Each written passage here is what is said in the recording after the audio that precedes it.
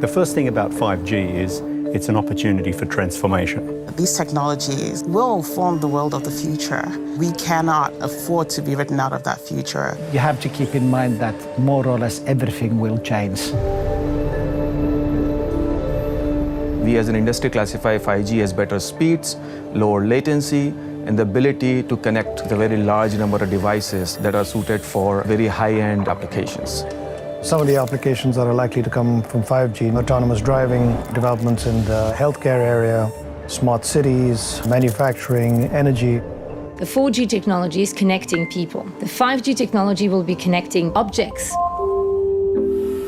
When we talk about global connectivity, the relevant measure would be the number of connected devices. If there's roughly 20 billion connected devices today, it's projected globally there will be 50 billion connected devices by the year 2030 alone. In order to be able to handle all of this traffic, you require a network that is much more flexible, and that's what 5G will bring. It will be machines talking to machines, IoT or Internet of Things.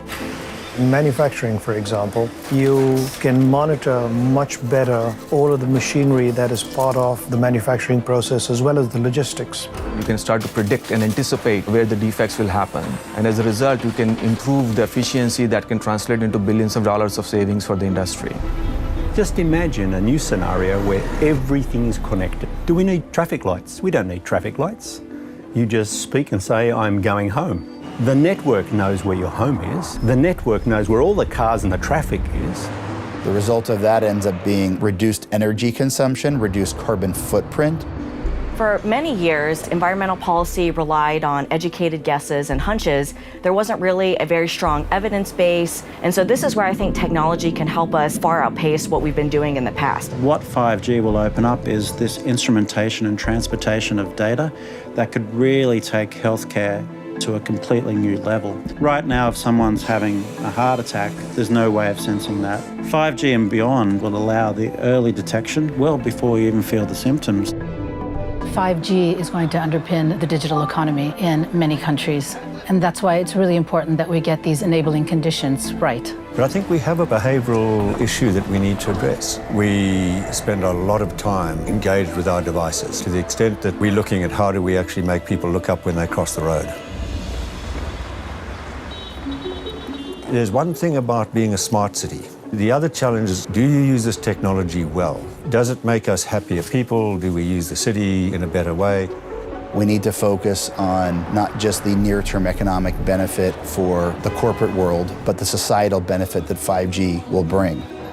If you put a VR lab in a school, the students can explore the pyramids of Egypt or even the solar system. But on the continent, there are challenges with even basic internet access today. A lot of infrastructure in countries is built by governments in order to attract corporate investment. So governments need to decide what are the infrastructure elements they should be encouraging investment in.